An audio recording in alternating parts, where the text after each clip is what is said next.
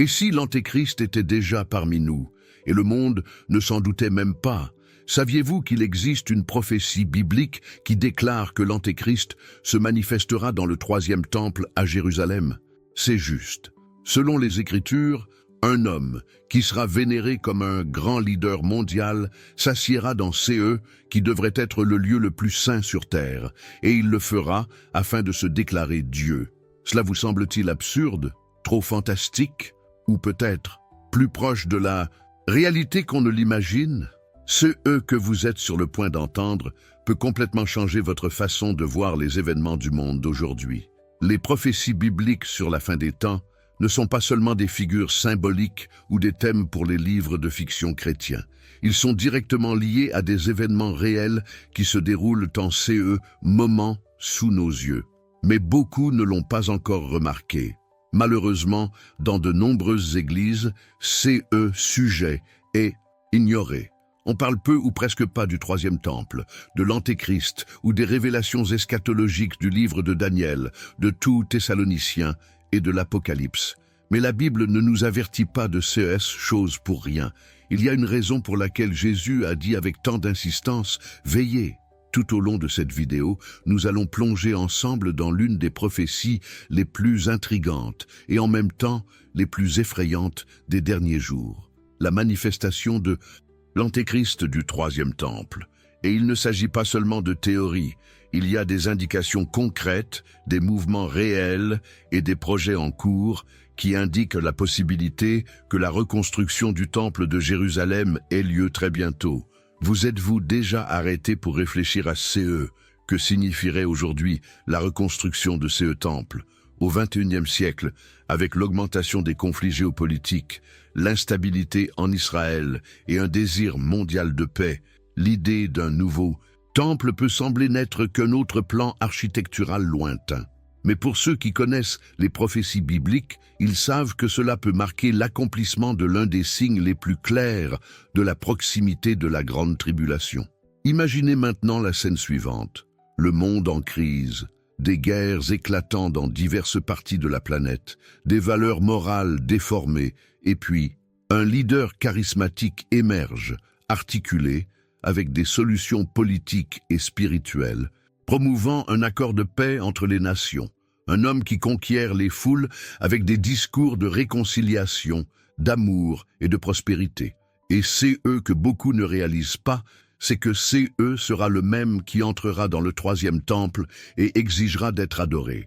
Oui, tout comme il est écrit dans tout Thessaloniciens, tout four, qui s'oppose et s'élève contre tout qui est appelé Dieu ou qui est l'objet de la prière, afin qu'il s'assied comme Dieu dans le temple de Dieu, voulant paraître Dieu.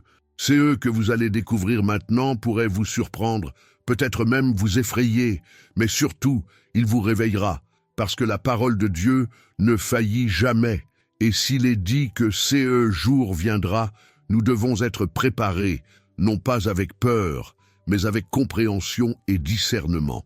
Avez-vous déjà entendu parler de l'Institut du Temple en Israël, un groupe qui pendant des années a préparé chaque détail de que serait le troisième temple, des ustensiles d'autel, des vestes et sacerdotes à la formation des Lévites modernes? Ils existent déjà, ils sont actifs, et ils ont une mission déclarée de restaurer le culte sur le mont du Temple, tout comme c'était le cas à l'époque de Moïse et de Salomon. Cela ressemble-t-il à de la fiction? Droite. Il suffit d'une recherche rapide pour se rendre compte que, dans les coulisses de la politique mondiale et de la religion, il y a un mouvement silencieux, mais constant, pour faire de cette prophétie une réalité concrète. Et dans ce contexte, la figure de l'Antéchrist ne sera pas quelqu'un qui apparaîtra avec des cornes ou une apparence démoniaque, comme beaucoup l'imaginent. Au contraire, il sera admiré, suivi, acclamé, un faux messie, une copie déformée de que le monde attend d'un sauveur, et c'est précisément là que réside le danger, parce que lorsque la vérité est ignorée, le mensonge trouve de la place pour devenir convaincant. Jésus nous a avertis. Beaucoup viendront en mon nom, en disant « Je suis le Christ », et ils séduiront beaucoup de gens. Matthieu 24:5. Y êtes-vous déjà allé? Avez-vous déjà eu l'impression qu'il se passe quelque chose de mal dans le monde, comme si nous étions préparés à quelque chose de beaucoup plus grand, mais que personne n'en parlait vraiment? Ce sentiment que l'horloge prophétique tourne, il ne s'agit pas seulement de votre impression. Restez avec moi jusqu'à la fin, car aujourd'hui, nous allons démasquer, sur la base de la Bible, la stratégie du plus grand trompeur de l'histoire de l'humanité. Comprenons pourquoi le troisième temple sera si important pour la manifestation de l'Antéchrist et comment tout cela s'inscrit dans le scénario de la fin des temps. Et si vous pensez que cela arrivera dans un avenir lointain, peut-être que je devrais réviser cette idée. Les signes sont partout, il suffit de savoir où regarder. Et c'est exactement CE que nous allons faire à partir de maintenant. Mais avant de nous plonger dans les preuves et les prophéties qui pointent vers la reconstruction du troisième temple et l'arrivée de l'Antéchrist, il est important de comprendre où tout a commencé et pourquoi le temple joue un rôle si central dans l'histoire de la rédemption et l'ordre du jour des derniers jours. Et alors que nous réfléchissons à tout cela, le rôle du temple, l'avancée tranquille des prophéties et la possibilité réelle de la manifestation de l'Antéchrist, il est impossible de ne pas sentir quelque chose s'agiter en nous, une nuisance, une vocation, un sentiment que CE thème va bien au-delà de la théorie. Il nous convoque à quelque chose de plus profond. Peut-être que vous le ressentez en CE moment. Si CE sujet a du sens pour vous, s'il vous a touché le cœur d'une manière ou d'une autre, laissez ici dans les commentaires CE qui vous a le plus réveillé jusqu'à présent. Il peut s'agir d'un doute, d'une opinion ou même d'un témoignage sur quelque chose que vous avez vécu et qui se connecte à ces scénarios que la Bible révèle. Votre participation ici n'est pas seulement la bienvenue, elle est essentielle. C'est à travers cet échange, dialogue entre frères et sœurs dans la foi, que nous pouvons grandir ensemble dans le discernement et la vigilance. Et si vous pensez que plus de gens ont besoin d'entendre type de contenu qui parle sérieusement et craintivement de la fin des temps, alors cliquez sur le bouton « J'aime ».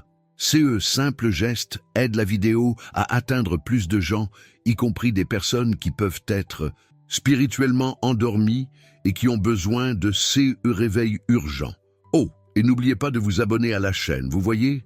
C'est là que nous continuerons d'explorer ensemble des thèmes que la plupart préfèrent ignorer. Si vous voulez continuer à suivre les prochaines parties de Voyage prophétique, si vous voulez être préparé et aider les autres à l'être aussi, alors sonnez la cloche et restez avec nous. Parce que votre présence ici fait toute la différence. Et c'est qui maintient Message vivant et palpitant. Maintenant, respirez profondément. Parce que qui vient ensuite peut être encore plus révélateur. Remontons dans le temps, à l'époque du premier temple, pour comprendre que signifie vraiment le trône de Dieu sur terre, et pourquoi l'ennemi veut tant usurper lieu sacré. Et lorsque nous commençons à voir le contexte spirituel derrière événement, tout prend une nouvelle perspective. Il ne s'agit pas seulement de politique, de guerre ou de religion, mais d'une bataille silencieuse pour les âmes, pour le culte, pour la domination.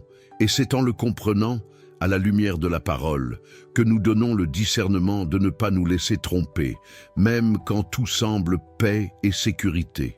Même pour ceux qui veulent aller au-delà de dont nous parlons ici, j'ai préparé du matériel complémentaire qui peut vous aider beaucoup dans Voyage. C'est quelque chose de pratique, de direct, et qui a été fait avec beaucoup d'affection, surtout pour ceux qui se sentent appelés à approfondir que la Bible révèle sur les derniers jours. Le titre de document est « Démêler les mystères de l'Apocalypse ». Et il fournit un aperçu clair et accessible des principaux événements prophétiques, des symboles et des avertissements qui passent souvent inaperçus, même par ceux qui ont lu le livre de l'Apocalypse plusieurs fois. Si cela a du sens pour vous, jetez un œil au lien ci-dessous, dans le commentaire épinglé. Ce contenu peut être mis hors ligne à tout moment, donc s'il vous est utile, profitez-en pendant qu'il est encore disponible. Il se peut que je l'enlève dans les prochains jours, précisément parce que c'est quelque chose de très dirigé et sensible. CE matériel est complémentaire à CE, dont nous avons parlé ici, et peut vous faire gagner beaucoup de temps dans la pratique, en vous aidant à relier les points et à renforcer davantage votre foi face à tout CE qui est à venir. Maintenant, je veux aller encore plus loin dans CE, sujet parce que comprendre CE qui se cache derrière le troisième temple n'est pas seulement une curiosité théologique ou une spéculation apocalyptique, c'est une clé puissante pour déchiffrer l'impact spirituel de notre époque. Il y a quelque chose dans les coulisses de l'histoire qui est en préparation depuis des siècles, et la construction du troisième temple est une pièce maîtresse de CE, grand échiquier prophétique. Depuis l'époque de l'Ancien Testament, le temple de Jérusalem a toujours été plus qu'une structure physique. Il représentait le lieu où le ciel a touché la terre, où la gloire de Dieu s'est manifestée parmi les hommes. C'est dans le temple que le grand prêtre a fait l'expiation pour les péchés du peuple, pour que les fêtes sacrées soient célébrées, et pour l'endroit où la présence du Très-Haut habitait parmi Israël. Le temple était le cœur spirituel de la nation, et pour cette raison même, sa destruction a été une tragédie nationale, mais aussi un tournant prophétique. Le premier temple, construit par Salomon, était une marque de gloire et d'unité pour le peuple de Dieu. La seconde, reconstruite après l'exil à Babylone et agrandie par Hérode, fut l'endroit où Jésus marcha, enseigna et prophétisa sa destruction. Et en fait, en 70 après JC, il a été rasé par les Romains, accomplissant exactement la parole du Christ lui-même. Il ne restera pas pierre sur pierre. Mais l'histoire ne s'arrête pas là. Le fait que la Bible mentionne un temple en activité dans les derniers jours, où l'Antéchrist s'assiera, selon tout Thessaloniciens tout, four, indique que CE temple sera reconstruit. Et cela, en soi, place déjà la construction du troisième temple comme l'un des événements les plus anticipés et, en même temps, les plus explosifs du scénario prophétique.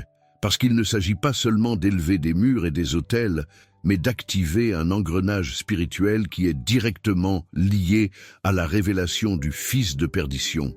Beaucoup pensent que, tant qu'il n'y aura pas de temple, le scénario final est encore loin. Mais c'est eux que peu de gens réalisent, même parmi les chrétiens, c'est qu'il y a de vrais projets, des investissements, et même un mouvement institutionnel engagé à faire de cette reconstruction une réalité. L'Institut du Temple à Jérusalem a reproduit les ustensiles du Temple, formé des Lévites, recréé les vêtements sacerdotaux et a déclaré publiquement son intention de restaurer le culte sur le mont du Temple. Il ne s'agit pas de spéculation, c'est vrai. Et lorsque nous relions cela aux prophéties bibliques, le scénario commence à se révéler clairement. Parce que le troisième temple sera le théâtre de l'une des plus grandes supercheries spirituelles de l'humanité. C'est en lui que l'Antéchrist s'élèvera, imitant le Messie, cherchant l'adoration, apportant une fausse paix au monde et trompant même les élus si possible. Par conséquent, comprendre l'importance de ces temples n'est pas n'importe quel détail. C'est comprendre l'un des codes centraux de la prophétie. C'est comme si vous aviez accès aux coulisses de l'histoire avant que la scène principale ne s'illumine. Et quand vous voyez les mouvements qui se produisent, les tensions politiques sur le mont du Temple, les conflits religieux dans la région, les progrès de la technologie qui permettent une surveillance et un contrôle mondiaux, tout commence à se mettre en place avec une précision effrayante. Mais il y a quelque chose d'encore plus profond ici. Le Temple a toujours représenté la demeure de Dieu avec les hommes. Et depuis que Jésus est venu, est mort et est ressuscité, nous sommes devenus ce Temple, notre vie, notre corps, notre esprit. L'Esprit Saint habite en nous. Et c'est pourquoi l'ennemi veut tant profaner le temple, pas seulement le physique mais aussi le spirituel. La profanation du troisième temple est symbolique de quelque chose de plus grand. La tentative de l'Antéchrist de substituer la vérité au mensonge, de se positionner à l'endroit où seul Dieu devrait habiter, à la fois à Jérusalem et en nous. Et voici une clé que beaucoup ignorent. La lutte pour le temple est, en fait, une lutte pour l'adoration. Qui recevra le centre de votre cœur? À qui la gloire sera-t-elle donnée? C'est l'essence du combat spirituel des derniers temps, et c'est pourquoi la reconstruction du temple est une étape si importante. Ce n'est pas juste une pierre sur une pierre, c'est une déclaration spirituelle, celle de celui qui règne, de celui qui est digne, de celui qui sera exalté. Et dans ce contexte, il est facile de comprendre pourquoi les Écritures nous avertissent tant d'être attentifs. Parce que la supercherie ne viendra pas de manière grotesque ou évidente. Il viendra vêtu de paix, d'unité, de spiritualité. Et le temple pourrait devenir le théâtre d'un culte mondial, d'une figure qui sera considérée comme un sauveur, mais qui apportera en fait la destruction. C'est le tournant que beaucoup n'ont pas encore fait. La mentalité a besoin de sortir de la religiosité superficielle et d'entrer dans une perception prophétique liée à la parole et aux signes des temps. Les décisions que nous prenons maintenant comptent. La façon dont nous interprétons les événements qui nous entourent a un impact direct sur notre préparation spirituelle. Il y a une vérité cachée aux yeux de la nature, mais que l'Esprit révèle à ceux qui ont soif. Et cela nous montre que le troisième temple ne concerne pas seulement Israël. Il s'agit de toute l'humanité qui est conduite à un carrefour, l'adoration du vrai Dieu ou l'image de la tromperie. CE n'est pas le genre de message que vous entendrez nulle part, parce qu'il confronte, elle explique. Cela nous oblige à sortir de la zone de confort et à regarder d'un œil différent les gros titres, les mouvements religieux, les appels à la paix mondiale, et même les discours qui parlent d'union spirituelle, mais niant la centralité du Christ. Nous sommes confrontés à une époque où les apparences sont plus trompeuses que jamais. Et la seule façon de ne pas tomber dans théâtre prophétique est d'être enraciné dans la parole, parce qu'il ne se contente pas de nous montrer qui va se passer, il nous prépare à tenir bon lorsque tout commence à s'effondrer. Le temple devient alors plus qu'un bâtiment au Moyen-Orient. Il devient un symbole prophétique de choix, de l'alliance, du discernement. Et ceux qui ne le comprennent pas maintenant courent le risque d'être emportés par le courant de séduction spirituelle qui est déjà en cours. Maintenant, je veux aller encore plus loin dans sujet, parce que pour vraiment comprendre pourquoi le troisième temple est si central dans les prophéties sur les derniers jours, nous devons examiner de plus près la signification de chaque étape de cette histoire, du premier temple au plan pour la reconstruction du troisième. Et quand nous comprenons cette chronologie, tout commence à avoir beaucoup plus de sens. Le premier temple a été construit par Salomon, fils de David, vers le Xe siècle AVC J.C. Il est né d'un désir ardent du cœur de David, qui voulait construire une demeure pour le Dieu d'Israël. Mais c'est Salomon qui a exécuté ce plan. Et quel plan! Le temple était considéré comme l'une des plus grandes œuvres de l'Antiquité, recouvert d'or, aux dimensions précises révélées par Dieu, plein de symbolisme spirituel et d'une atmosphère de profonde révérence. C'est là que reposait l'Arche d'Alliance, où le peuple venait offrir des sacrifices et rechercher la présence du Très-Haut. Le temple n'était pas seulement un bâtiment, c'était la représentation visible de l'alliance entre Dieu et Israël. Mais au fil des ans, les gens se sont éloignés. Les idoles, la corruption spirituelle, l'idolâtrie sont venues.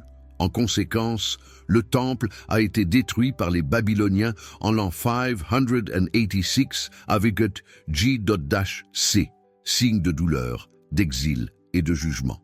Cependant, Dieu avait encore des plans pour la restauration. Et c'est là qu'intervient le second temple.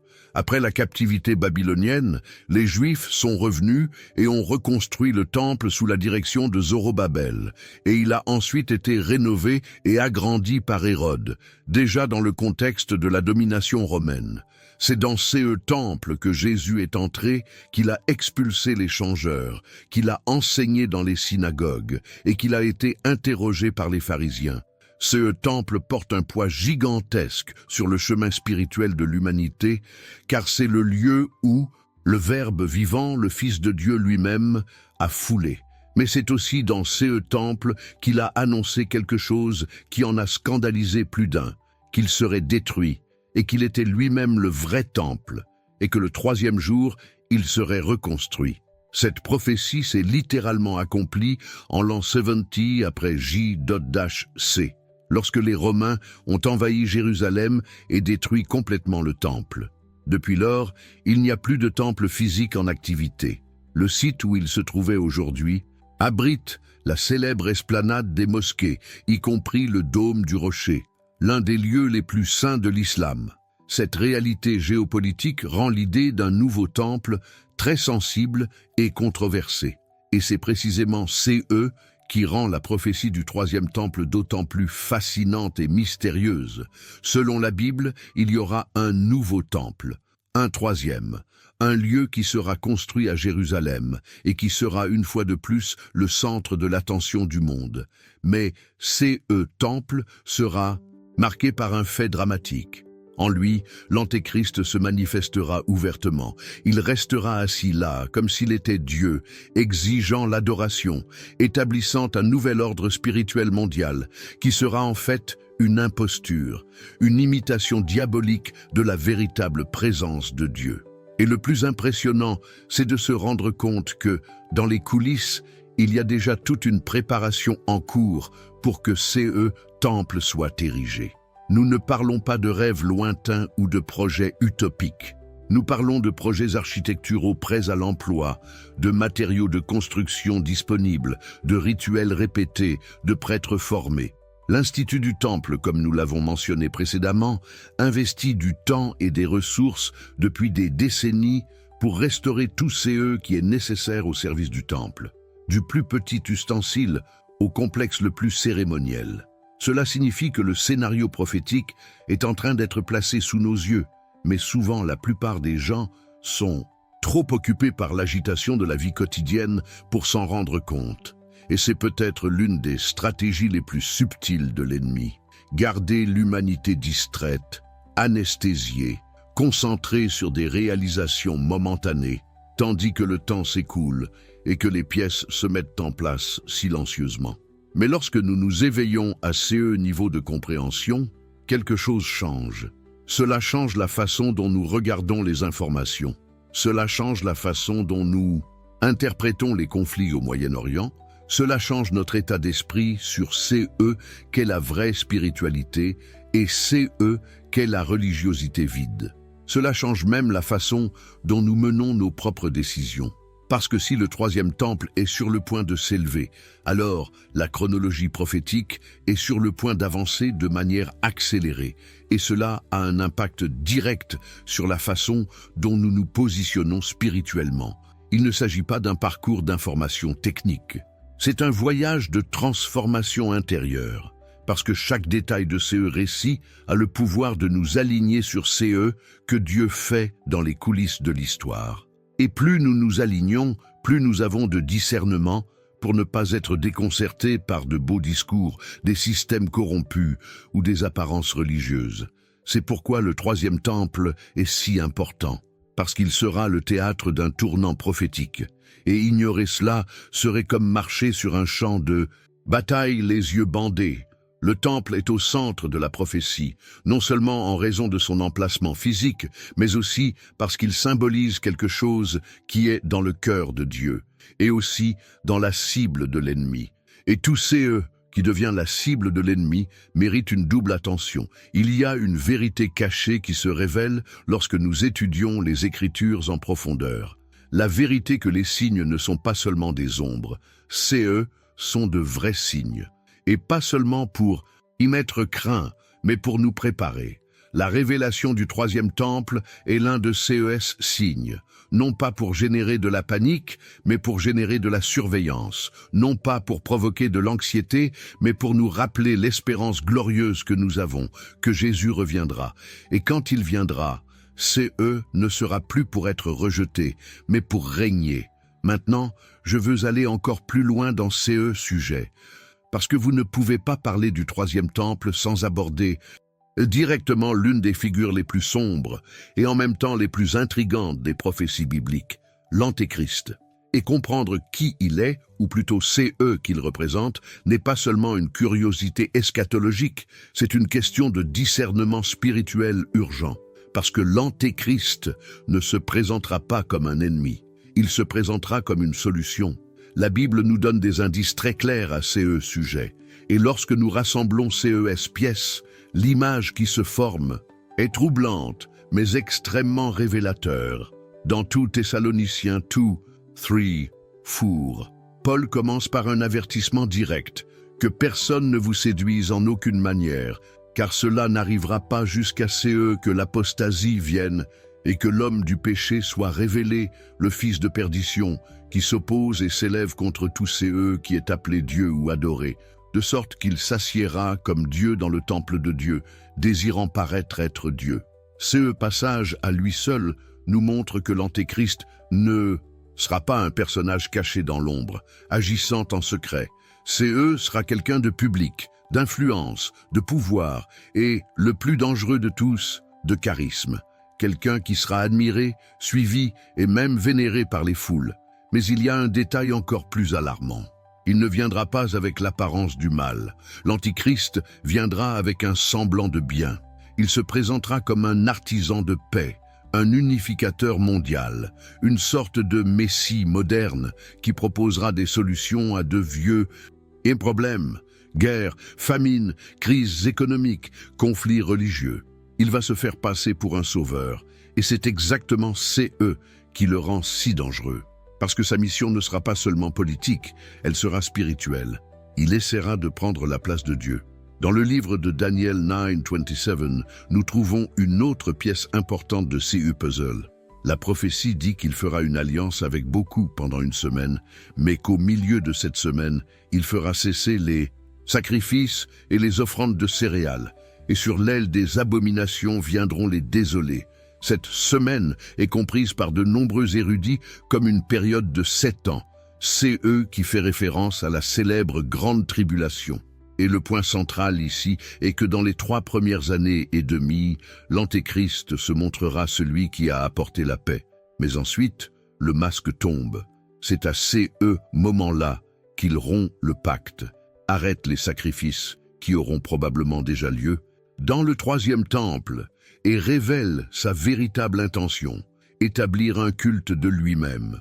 Cette rupture de l'accord et la profanation du temple ne seront pas seulement des actes politiques. Ils seront des manifestations claires d'un esprit qui est déjà à l'œuvre dans le monde d'aujourd'hui, l'esprit de tromperie, une supercherie sophistiquée, avec l'apparence de la vérité, avec un discours d'inclusion, de progrès, d'unité et même d'amour, mais qui, au fond, porte en lui le germe de la rébellion contre tout qui est saint. Apocalypse 13 nous donne encore plus de détails sur ces chiffres. Jean décrit une bête qui sort de la mer, avec l'autorité d'agir pendant 42 mois, c'est-à-dire, encore une fois, 3 ans et demi. Il dit que cette bête proférera des blasphèmes contre Dieu, persécutera les saints et recevra le pouvoir de tromper ceux qui habitent sur la terre. Qui attire l'attention dans ces textes.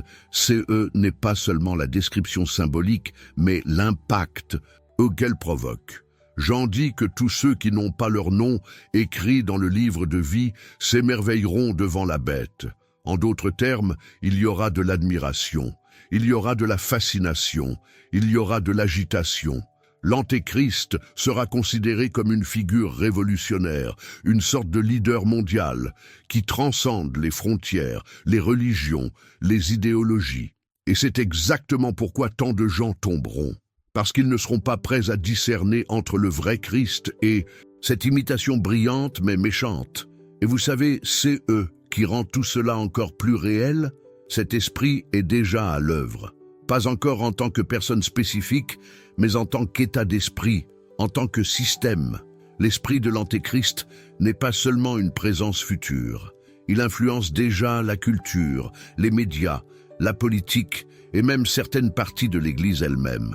Quand nous voyons des dirigeants promouvoir un évangile sans repentance, quand nous voyons des mouvements qui exaltent l'homme au-dessus de Dieu, quand nous voyons une foi diluée qui tolère tout et n'affronte rien, il y a des signes que cet esprit est déjà en mouvement. C'est plus que de la théorie. C'est une vérité cachée aux yeux de la nature, mais révélée par l'esprit à ceux qui ont le discernement. Parce que qui est en train d'être construit maintenant est un terrain fertile pour l'acceptation de l'Antéchrist. un monde fatigué des guerres et des conflits, assoiffé d'unité, prêt à renoncer à sa liberté en échange de la stabilité. Et c'est dans ce scénario qu'il se présentera, non pas comme un tyran, mais comme un héros qui s'assiera dans le temple et exigera l'adoration. Et voici le point. Si nous ne sommes pas enracinés dans la vérité, si notre état d'esprit n'est pas façonné par la parole, nous courons le risque de nous émerveiller devant ces qui semblent divins mais qui n'est qu'une copie. Parce que l'Antéchrist ne rejettera pas la religion. Il l'utilisera. Il manipulera les symboles sacrés. Il citera les Écritures. Il s'associera avec des chefs religieux. Tout pour ressembler à ces qu'il n'est pas. Tout cela pour tromper. C'est l'impact de la compréhension de qui est l'Antéchrist.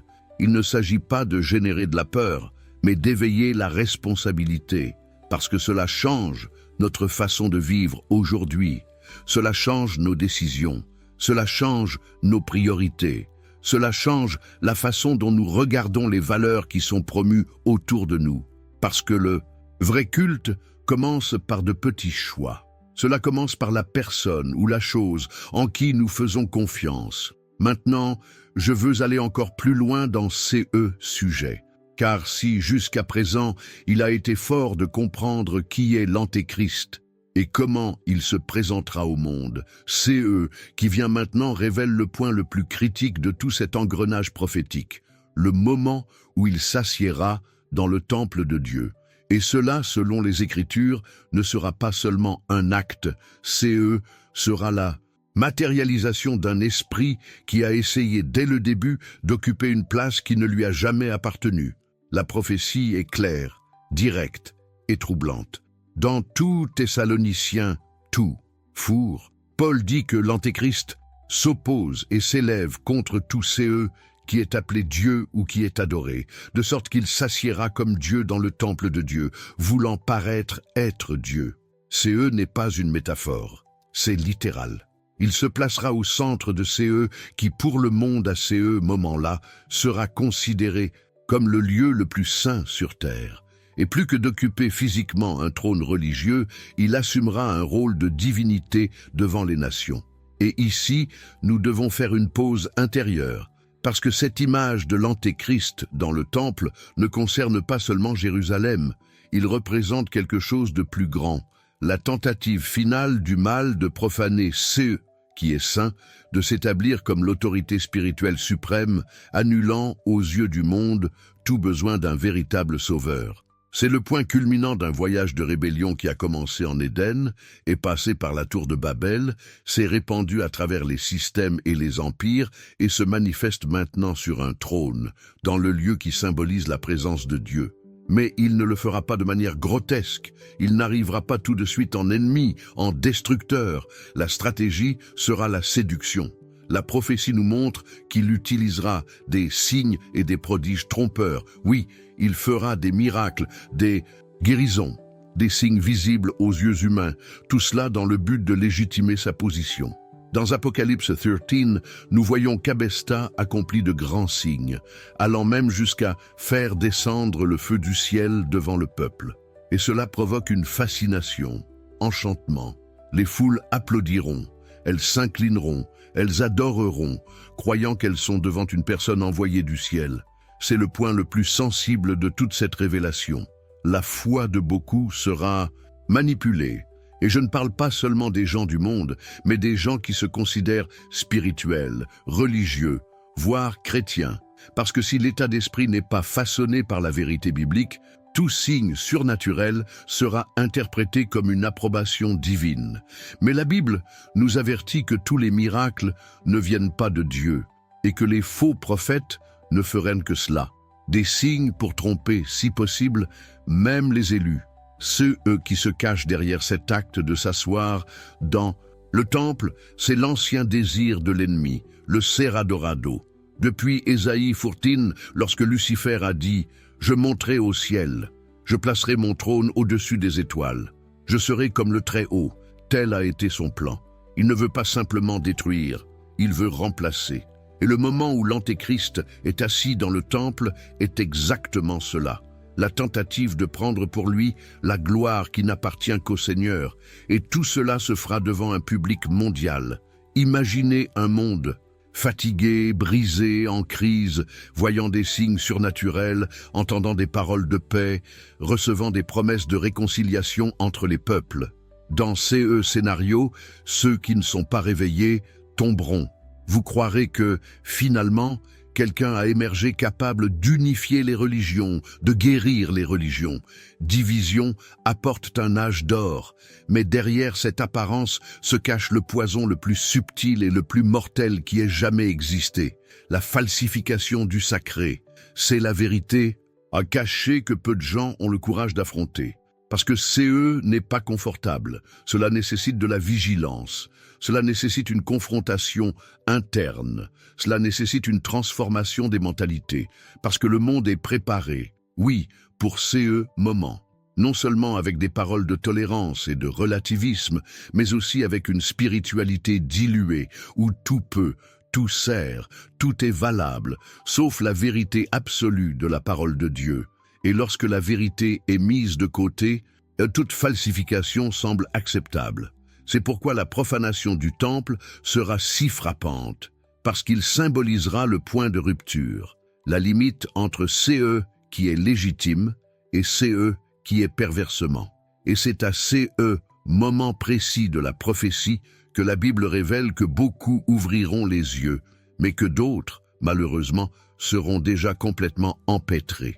L'impact de cette révélation va au-delà d'un scénario prophétique. Cela touche la façon dont vous vous positionnez aujourd'hui. Qui est celui qui s'est assis sur le trône de son cœur, qui a dicté leurs décisions, leur morale, leurs valeurs? Parce qu'avant que l'Antéchrist ne s'installe dans un temple physique, beaucoup l'ont déjà laissé s'asseoir à la place de leur conscience, dominant leur perception du bien et du mal, annulant la crainte de Dieu au nom d'une liberté spirituelle qui n'est rien de plus qu'une prison bien décorée. Le chemin de la vraie foi est marqué par la vigilance. Et plus que jamais, nous devons discerner non seulement CE qui est bien ou mal, mais aussi CE qui est vrai, et CE qui semble l'être. Parce que la plus grande arme de l'Antéchrist sera exactement cela, paraître divin. Il se déplacera avec puissance. Il utilisera un langage spirituel. Il citera des prophètes. Il s'engagera dans la religion. Tout cela pour s'établir comme la figure que le monde a toujours espérée. Mais l'essence derrière cela sera la tromperie. Écrivez dans les commentaires. Je suis aussi dans ce voyage. Si vous comprenez que cette alerte est plus qu'une connaissance, c'est un appel à être éveillé.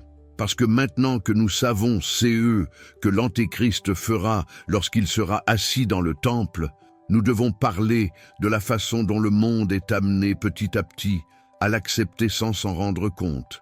Et quand nous commençons à voir comment CE scénario se met en place, pas à pas, avec des discours séduisants, des promesses de paix, et une spiritualité de plus en plus éloignée de la vérité biblique, il devient clair qu'il n'est plus possible de vivre distrait. Tout va vers la révélation de CE système, et le trône que l'Antéchrist occupera dans le temple ne sera que la partie visible d'une supercherie qui est déjà en construction dans les coulisses du monde. Et si CE contenu a du sens pour vous, si tout cela vous ouvre les yeux d'une manière ou d'une autre, j'ai préparé du matériel complémentaire qui peut vous aider à aller encore plus loin dans CE voyage. Son nom est « Démêler les mystères de l'Apocalypse ». Et cela a été fait avec beaucoup de soin, de manière pratique et directe, surtout pour ceux qui veulent mieux comprendre CES prophétie sans se perdre dans des interprétations déroutantes. Si cela a du sens pour vous, jetez un coup d'œil au matériel que j'ai laissé ci-dessous. Cela peut vous faire gagner beaucoup de temps en pratique, en organisant tout clairement pour que vous puissiez comprendre les principaux événements de la fin des temps à la lumière de la parole.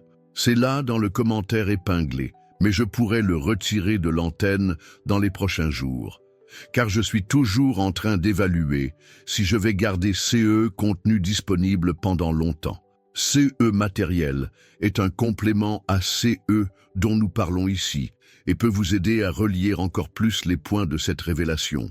Profitez-en tant qu'il est encore disponible. Maintenant, Je veux aller encore plus loin dans ces sujets, parce que c'est une chose de parler de prophéties écrites il y a des milliers d'années, c'en est une autre de se rendre compte que les événements qu'elles décrivent se déroulent maintenant sous nos yeux avec une précision étonnante. Lorsque nous parlons du troisième temple, beaucoup pensent encore que c'est loin, que c'est peut-être quelque chose de purement symbolique, ou que cela n'arrivera que dans un avenir lointain. Mais c'est eux que beaucoup ne savent toujours pas, c'est que le processus de reconstruction de ces temples a déjà commencé, et pas seulement dans des intentions spirituelles, mais dans des actions concrètes et visibles, avec des étapes avancées réalisées au XXIe siècle.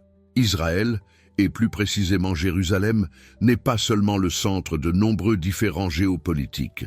C'est aussi l'épicentre d'un mouvement prophétique qui reste silencieux pour la plupart du monde, mais extrêmement clair pour ceux qui suivent avec discernement. Et parmi ces mouvements, l'un des plus importants est le travail en cours de l'Institut du Temple. Cet institut, fondé par des Juifs orthodoxes à Jérusalem, a une mission claire et publique: préparer tout CE qui est nécessaire pour le rétablissement du service dans le Saint-Temple. CE n'est pas de la théorie. Ils existent, sont actifs, ont un siège physique, une présence en ligne et reçoivent des dons de Juifs et de sympathisants du monde entier. Cet institut ne fait pas seulement des études théologiques. Ils ont déjà reconstruit presque tous les ustensiles du temple, comme ils l'étaient à l'époque biblique. Il s'agit d'objets tels que la ménorah, chandelier d'or, la table des pains de proposition, l'autel de l'encens, les trompettes des prêtres, l'arche de l'alliance, sous forme symbolique, puisque l'original reste caché, et même l'éphod de vêtements sacerdotal méticuleusement tissé, selon les instructions données à Moïse. Tout a été fait sur la base des Écritures, en respectant les mesures et les matériaux originaux. Ils sont prêts, littéralement. Mais cela ne s'arrête pas là. En plus des ustensiles, l'Institut du Temple forme également des prêtres, descendants directs de la lignée d'Aaron, de la tribu de Lévi. Ils ont été identifiés par des études généalogiques et des tests ADN, et aujourd'hui, ils suivent une formation spécifique pour pouvoir effectuer les sacrifices et les rituels qui faisaient partie de la routine sacerdotale du Temple. C'est trop fort, parce qu'elle montre que la préparation n'est pas seulement symbolique, elle est fonctionnelle. Ils forment de vraies personnes qui à un moment donné seront placées pour remplir leurs fonctions dans un temple qui n'a pas encore été érigé, mais dont le projet architectural est déjà terminé. Et peut-être que l'un des signes les plus emblématiques que tout est prêt à bouger est la mise en place du bouvillon rouge. Selon la tradition juive, basée sur Numbers 19, seule la cendre d'une génisse complètement rouge, sans un seul poil d'une couleur différente, pouvait purifier les prêtres et permettre la reprise des rituels. Pendant des siècles, aucun animal présentant CES caractéristiques n'a été trouvé. Mais CES dernières années, des éleveurs en Israël et même au Texas ont présenté des copies qui, selon les rabbins impliqués dans le projet, correspondent parfaitement à l'exigence biblique. Cela provoqua une agitation parmi les érudits de la prophétie, car selon les rabbins eux-mêmes, la réalisation de cette condition spécifique serait l'une des dernières conditions préalables avant la construction effective du temple. Pouvez-vous voir l'impact de cela? Il ne s'agit pas de spéculation, il s'agit d'étapes concrètes d'une préparation qui pointe directement vers l'accomplissement de l'une des prophéties les plus délicates de toute la Bible. Le site du temple, le mont Moria, est toujours une source de tensions et de conflits, notamment en raison de la présence de la mosquée Al-Aqsa. Mais même cela a fait l'objet de négociations diplomatiques et d'articulations politiques en coulisses. Car une chose est sûre, la volonté de reconstruire le temple n'est pas une idée abandonnée ou enfouie dans le passé. Au contraire, elle est vivante, active, nourrie par la conviction profonde que CE sera le point culminant du plan rédempteur, ou pour nous, chrétiens, le théâtre de la révélation de la dernière grande supercherie. Et ici, nous revenons à la question de la transformation des mentalités. Parce que, pendant que le monde regarde tout cela avec indifférence, comme s'il ne s'agissait que de curiosités religieuses ou de mouvements extrémistes isolés. Ceux qui ont des yeux spirituels se rendent compte que nous sommes à un carrefour prophétique. Chaque décision, chaque événement, chaque nouvelle percée de CE Projet pousse l'horloge prophétique à un point de non-retour. Et une fois de plus, CE qui semblait loin frappe à la porte.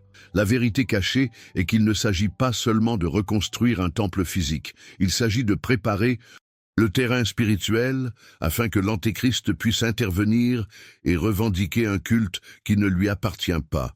Et comme nous l'avons déjà vu, il ne le fera pas en tant que méchant, mais en tant que héros. Comme celui qui a soi-disant uni les religions, stabilisé les économies, apporté la paix à une région en guerre depuis des siècles.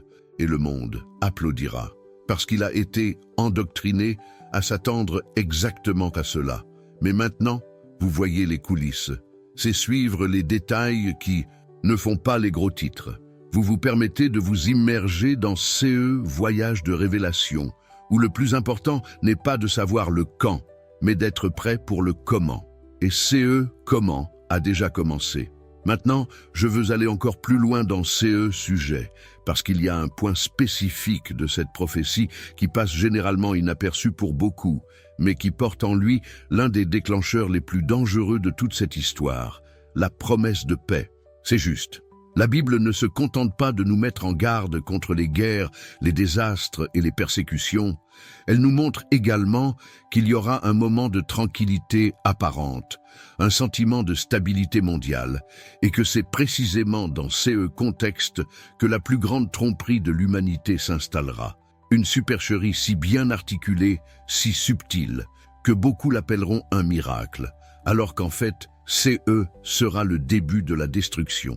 L'Antéchrist, selon les Écritures, ne viendra pas comme un tyran au début. Il se présentera comme un médiateur, un homme de solution, quelqu'un avec un discours irrésistible. Et c'est eux qui le rendra si séduisant aux yeux du monde, c'est précisément cela. Sa capacité à mettre de l'ordre dans le chaos, à créer un environnement de conciliation, là où il y avait autrefois de la division. La prophétie de Daniel 9:27 le rend évident lorsqu'il dit qu'il fera une alliance avec beaucoup de gens pour une semaine, c'est-à-dire un accord de 7 ans. Dans un premier temps, on le verra comme celui qui a finalement réussi à résoudre de vieux conflits, en particulier dans la région du Moyen-Orient, où les guerres, les différends territoriaux et les tensions religieuses semblent ne pas avoir de fin. Imaginez des décennies de conflits entre juifs et arabes, d'attentats, de bombes, d'instabilité, de peur. Et soudain, quelqu'un arrive avec une proposition acceptée par les deux parties. Quelqu'un qui convainc des nations entières qu'il est possible de diviser le territoire, d'autoriser la liberté de culte et même de reconstruire le temple sans générer de guerre. Pouvez-vous imaginer le genre d'influence et de pouvoir requis pour cela? Le genre de discours qu'il faudrait utiliser? Il ne s'agit pas de n'importe quelle négociation, c'est une ingénierie spirituelle et politique de haut niveau. Mais c'est qui est plus alarmant, c'est que, selon les prophéties, cette paix sera fragile. CE sera une farce, un vernis, brillant sur un système qui, à l'intérieur, sera déjà corrompu. Cette paix sera donc l'appât.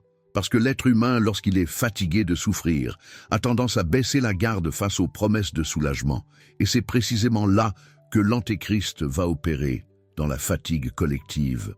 Un monde épuisé par les pandémies, les guerres, l'inflation, les effondrements politiques, les polarisations idéologiques et l'insécurité généralisée sera le terrain idéal pour que ce personnage se présente comme un sauveur. Et c'est là qu'intervient l'un des déclencheurs les plus subtils de la manipulation spirituelle, le désir de stabilité au-dessus de la vérité. C'est pourquoi la Bible nous avertit si souvent de ne pas marcher à vue, parce que c'est que les yeux verront pendant ce temps-là sera la tranquillité.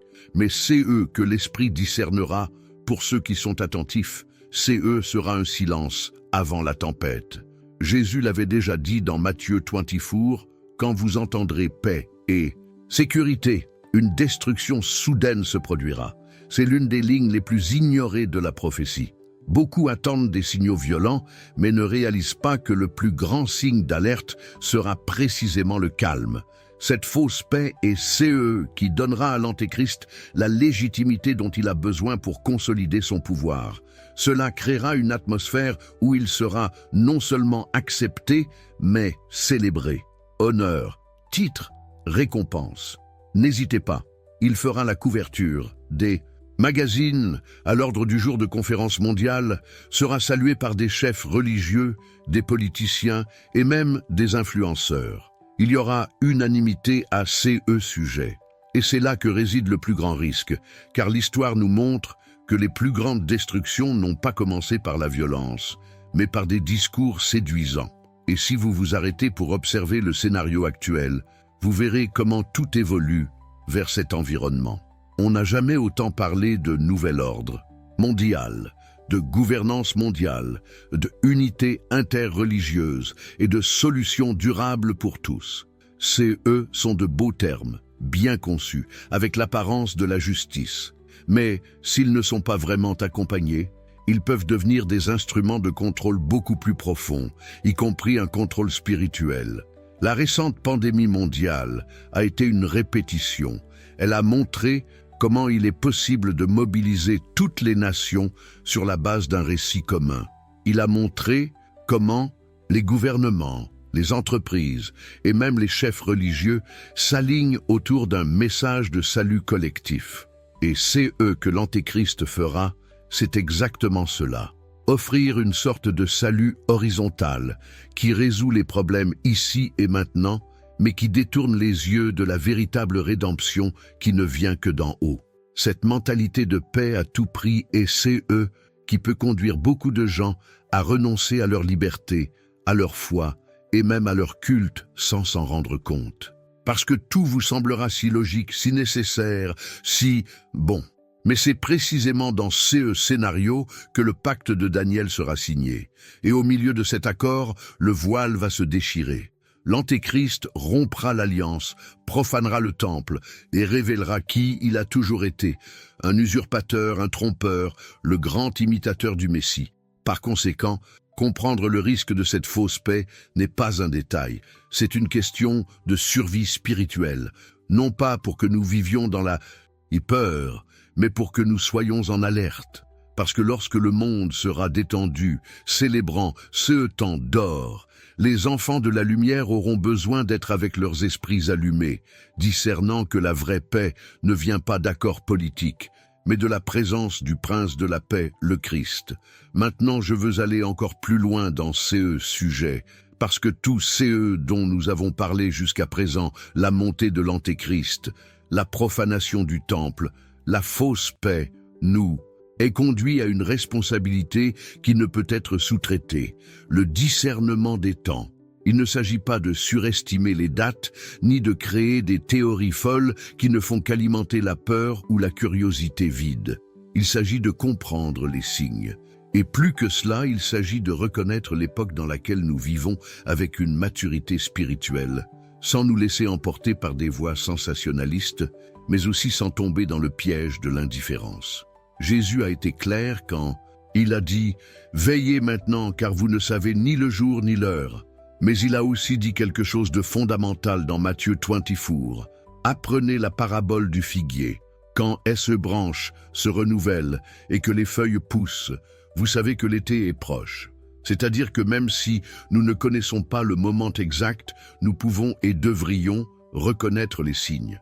Parce qu'ils sont là, visibles, se multipliant avec intensité. La vérité est que discerner les signes n'est pas une compétence magique réservée à quelques éclairés.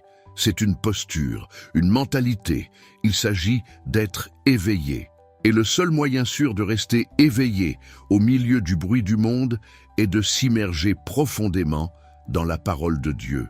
Parce que c'est CE qui nous donne le filtre, le paramètre, la bonne lentille pour interpréter les événements. Sans CE fondement, nous courons le risque d'embrasser n'importe quel discours qui semble cohérent, n'importe quelle nouvelle qui semble urgente, n'importe quelle théorie qui suscite nos émotions. Et c'est précisément CE que veut l'esprit de tromperie. Remplacer le discernement par la distraction.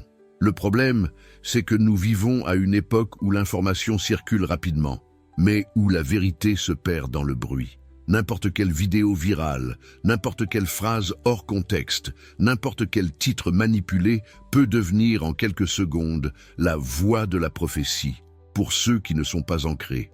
Et c'est dangereux.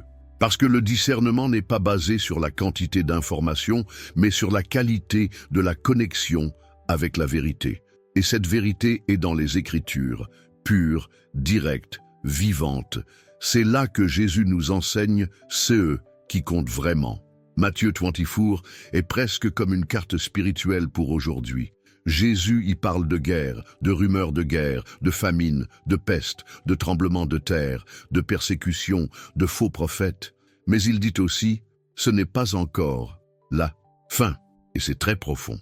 Parce que le but de comprendre les signes n'est pas de vivre dans la peur, en pensant que tout va s'arrêter à tout moment, mais de se préparer avec sobriété, avec foi, avec une posture ferme. Jésus n'essayait pas d'effrayer qui que CE soit. Il enseignait, alerte, préparation du vôtre. Et si vous voulez vraiment discerner les temps, la première clé est celle-ci. Ne lisez pas les signes avec des yeux de peur, mais avec des yeux de foi. Les signes sont un rappel que la parole est vraie, que tout s'accomplit comme il a été écrit, et que la promesse du retour du Christ est réelle. Et aussi effrayant que certains événements puissent paraître, ils ne sont pas destinés à nous paralyser, mais à nous positionner. Le monde continuera d'essayer de promouvoir l'idée que tout cela n'est que des cycles historiques, des coïncidences ou des exagérations religieuses. Mais nous savons que CE n'est pas le KS. Il y a un modèle, un alignement, une convergence prophétique qui se déroule sous nos yeux. Et discerner cela ne signifie pas s'isoler ou devenir alarmiste. Cela signifie vivre les yeux ouverts, un esprit sensible et des pieds stables. Discerner l'époque est avant tout une invitation à la vigilance intérieure. Parce que les panneaux ne sont pas seulement à l'extérieur, ils révèlent aussi CE qui se passe à l'intérieur de nous. Ils nous confrontent, ils nous font regarder notre relation avec Dieu, notre foi, notre abandon. Parce que si le monde est préparé à recevoir l'Antéchrist, nous devons être prêts à recevoir le Christ. Et cette préparation ne commence pas avec les événements géopolitiques. Elle commence dans le secret, dans l'intimité avec la parole, dans la sincérité de nos prières, dans la transformation de notre mentalité. Ce chemin de discernement nous apprend aussi à séparer l'essentiel du superflu. Combien de fois nous retrouvons-nous à débattre de petites choses, distraits par des arguments qui ne mènent nulle part, alors que des prophéties s'accomplissent devant nous. C'est pourquoi l'Esprit Saint nous appelle à revenir à l'essence, abandonner le bruit religieux et retrouver le son de la voix de Dieu qui parle à travers la parole, le temps avec lui et la sensibilité spirituelle. Et ce discernement s'applique également aux décisions quotidiennes. Parce que les signes des temps ne servent pas seulement à nous dire que la fin approche. Ils nous mettent au défi de vivre le présent avec détermination. Chaque choix compte. Chaque réaction, chaque priorité, chaque étape. Parce que le monde n'a pas seulement besoin de gens qui savent que les temps sont durs. Il a besoin de gens qui vivent avec courage, avec direction, avec compassion, avec vérité. Écrivez dans les commentaires. Cela a du sens pour moi, si tout cela vous aide aussi à voir plus clairement l'époque dans laquelle nous vivons. Parce que maintenant, nous allons aller vers une partie essentielle de cette révélation. Ce que nous, en tant que chrétiens, devons faire face à tous CE qui est en train d'être révélé. Maintenant, je veux aller encore plus loin dans CE sujet. Parce qu'il ne suffit pas de savoir que les signes s'accomplissent, que le système de l'Antéchrist est en train de se former sous nos yeux, ou que le troisième temple peut être érigé à tout moment. Tout cela est puissant, bien sûr. Mais il y a une question qui brûle dans le cœur de tous ceux qui ont un discernement spirituel. Que dois-je faire de tout cela? Comment puis-je, en tant que chrétien, me positionner face à cette réalité qui semble à la fois si prophétique et si urgente? Et c'est là que la parole nous réaligne, parce que Dieu ne révèle jamais quelque chose juste pour informer. Il révèle transformer. Il se révèle pour se préparer. Et la préparation à ces moments-là n'est ni militaire, ni politique, ni religieuse au sens institutionnel du terme. La préparation que le Seigneur attend de nous est spirituelle, profonde, individuelle, mais aussi collective. C'est une transformation de l'intérieur vers l'extérieur qui nous met dans une position de préparation, de vigilance et d'autorité, même au milieu du chaos. La première chose que nous devons comprendre, c'est qu'il n'y a pas de véritable préparation sans prière. La prière n'est pas un bel acte de dévotion que nous faisons pour remplir une obligation religieuse. Il s'agit d'un canal d'accès, un lieu d'approvisionnement spirituel, un champ de révélation, un refuge, un entraînement à la guerre. C'est dans la prière que Dieu façonne notre caractère, qu'il aligne notre mentalité sur la sienne et qu'il nous révèle ceux que l'œil naturel ne peut pas voir. Jésus, à tous les moments cruciaux de sa mission, s'est retiré pour prier. Et si le Fils de Dieu lui-même dépendait de la prière pour tenir bon, qui sommes-nous pour vivre sans elle? Mais n'est pas n'importe quel type de prière. Ce n'est pas si répétitif, superficiel, précipité. Que Dieu recherche. Aujourd'hui, sont des cœurs qui entrent dans le secret avec la vérité, la faim, l'abandon. Des gens qui prient non seulement pour demander, mais pour écouter, qui ne se contentent pas de l'essentiel, mais qui veut être enflammé par sa présence. Parce que la prière est plus que parler à Dieu, elle est transformée par lui, elle est ajustée à l'intérieur, elle est alignée avec le temps du ciel. Et lorsque nous prions ainsi, profondément et constamment, nous commençons à voir les événements du monde avec des yeux différents. L'agitation laisse place à la fermeté. La peur se transforme en discernement. Et la foi s'enracine, même au milieu de l'incertitude. La deuxième réponse pratique se trouve dans l'étude des Écritures. Et ici, je ne parle pas seulement de lire des versets isolés pour les publier ou les mémoriser. Je parle de s'immerger dans la parole comme si on cherchait de l'or. Ouvrir la Bible avec attente et responsabilité, en comprenant qu'il ne s'agit pas d'un livre ancien, mais d'un manuel prophétique vivant. C'est là que la vérité est révélée, c'est là que les prophéties prennent forme, c'est là que nous comprenons non seulement qui va se passer, mais aussi comment rester debout pendant que cela se produit. La parole est une épée, c'est la nourriture, c'est la direction. Et en jours où tant de voix se disputent notre attention, les médias sociaux, les nouvelles, les opinions, les doctrines mélangées, qui nous maintiendra debout, c'est la voix pure de la vérité. Et cette voix est enregistrée, il est disponible. Le problème est que beaucoup ont négligé cette source. Ils ont échangé la lecture de la Bible contre l'opinion d'influenceurs. Ils ont échangé l'étude contre la superficialité. Mais l'appel d'aujourd'hui est de revenir. Retour au texte, pour revenir à l'esprit. Retour à la base, car celui qui ne connaît pas la parole sera emporté par tout vent de doctrine. Mais ceux qui savent restent inébranlables. Et on ne peut pas parler de une préparation sans parler de communion avec le corps du Christ. En tant de froideur spirituelle et d'indépendance déguisée en liberté, nous devons nous rappeler que nous avons été appelés à vivre dans l'unité. L'Église, et je ne parle pas ici seulement du temple physique, est le corps, c'est la famille, c'est le lieu où nous sommes polis, confrontés, soutenus, fortifiés. Nous n'avons pas été créés pour nous battre seuls, et dans les jours qui précèdent l'accomplissement des prophéties, les plus intenses, c'est précisément cette véritable communion qui nous maintiendra spirituellement vivants. Oui, il y aura de la résistance. Oui, il y aura de la persécution. Mais il y aura aussi une effusion de pouvoir.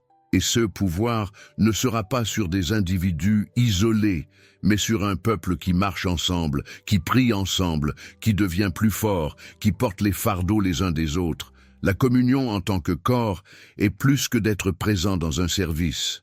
C'est être connecté, spirituellement, émotionnellement, dans un but. C'est savoir qu'il y a un réseau de soutien, d'intercession, de l'enseignement, l'encouragement. Et ceux qui méprisent cela sont vulnérables. Mais ceux qui valorisent restent. Et peut-être vous demandez-vous, Mais que se passe-t-il si je commence maintenant? Et si je n'ai toujours pas tout cela si ferme? La réponse est simple et profonde. Commencez, une étape à la fois. Une fois de plus, de prière par jour. Encore un chapitre de lecture. Intentionnel. Un nouveau départ avec sa communauté de foi. L'important n'est pas de tout régler maintenant. Il ne s'agit pas d'ignorer l'appel, parce que CE que Dieu veut, CE n'est pas la perfection, c'est la volonté. Et quand vous prenez position, le Saint-Esprit prend sur lui d'achever l'œuvre. Se préparer pour les derniers jours n'est pas quelque chose que nous faisons seulement avec l'esprit. C'est une posture spirituelle, c'est un mode de vie, c'est être sensible au ciel, mais les pieds sur terre. C'est être la lumière dans un monde de plus en plus sombre. Il ne s'agit pas de se laisser emporter par la peur, mais aussi de ne pas se laisser tromper par le confort. C'est garder notre cœur en Dieu et nos yeux sur les signes. Et le plus important, c'est de se rappeler que, bien que le système de l'Antéchrist soit en train de se former, le royaume du Christ est déjà parmi nous, en chacun de ceux qui ont décidé de vivre pour lui. Écrivez-la dans les commentaires. Je suis aussi dans CE Voyage, si CE mot vous est parvenu d'une manière ou d'une autre. Parce que maintenant, avec nos cœurs plus éveillés et positionnés, il est temps de clore le cycle avec clarté et de faire place à CE qui doit encore être dit sur l'urgence de notre position en CES temps prophétique. Maintenant, je veux aller encore plus loin dans CE sujet. Parce que le temps est venu pour nous de réfléchir intensément à tout CE que CE chemin a révélé et à la manière dont nous devons vivre le cœur aligné et l'esprit ferme face à la proximité des événements prophétiques. Il ne s'agit pas seulement de comprendre le scénario externe, mais de reconnaître comment CE scénario nous appelle à une transformation réelle, intime et puissante. Le monde se prépare. La prophétie se manifeste, le système se lève, et notre crise la plus urgente n'est pas politique ou théorique, elle est spirituelle. C'est découvrir que, face au masque de la fausse paix et de la séduction du connu, notre choix doit être celui de la fidélité, de l'épanouissement intérieur et de l'abandon authentique. La prophétie, lorsqu'elle est interprétée avec discernement, n'est pas fataliste, c'est libérateur. Cela apporte de la clarté. Et plus que cela, cela transforme les mentalités. Et CE que nous voyons devant nous n'est rien de moins qu'un signal d'alarme. Inverser l'apathie par l'éveil, permettre à la vérité cachée de devenir notre fondement.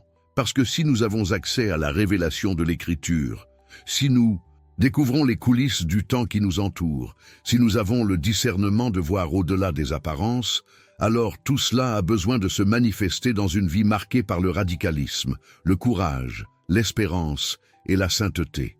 Et c'est exactement là où nous en arrivons, au point que l'histoire et la foi convergent dans une seule décision. Nous vivrons selon CE qui ne s'aligne pas sur les systèmes du monde, mais sur le royaume qui est en train de se construire dans les cieux, dont le retour du roi se rapproche de plus en plus. Écrivez dans les commentaires. Je suis aussi sur CE chemin. Si tout CE dont nous avons parlé là-bas résonne avec votre cœur et allume en vous une flamme de fidélité. Parce que maintenant, d'une manière profonde et consciente, nos prochaines étapes exigent une clarté d'objectif, une vigilance ferme et une posture transformée. Si vous êtes arrivé jusqu'ici, c'est parce que CE contenu vous a parlé à un niveau plus profond. Peut-être que cela a apporté de la clarté, peut-être un avertissement, ou simplement CE sentiment que quelque chose de plus grand bouge et que vous voulez être prêt. Et si tout cela avait un sens pour vous, je veux vous inviter à continuer d'en faire partie. Il y a un bouton ici qui dit « Merci ». Si vous le pouvez et le ressentez dans votre cœur, votre don là-bas aide CE Canal à continuer à répandre la parole de Dieu avec vérité, portée et responsabilité. Chaque geste, aussi petit soit-il, a un impact énorme. Profitez-en également pour vous abonner à la chaîne, si vous ne l'avez pas encore fait. Ici, nous approfondissons des sujets que beaucoup de gens évitent, toujours basés sur les Écritures et avec un langage simple mais ciblé. Et laissez votre like sur cette vidéo. non seulement parce que cela aide la chaîne, mais aussi parce que cela montre que ce type de contenu a de la valeur et mérite d'atteindre plus de personnes. Oh, et n'oubliez pas, l'e-book « Démêler les mystères de l'Apocalypse », un trouve dans le commentaire épinglé. Il s'agit d'un matériel complémentaire qui va droit au but, qui peut vous aider à organiser tous ces que nous avons vus ici de manière claire et pratique. Si vous ne l'avez pas encore attrapé, profitez-en tant qu'il est disponible. Et avant de partir, écrivez dans les commentaires « Je suis avec vous jusqu'à la fin », juste pour que je sache que vous êtes resté avec moi dans ces voyages jusqu'à présent. Cela m'encourage à continuer à enregistrer avec encore plus de dévouement. Il y a une vidéo ici sur le côté qui complète tous ces dont nous avons parlé. Cliquez et restez avec moi là-bas. La révélation continue.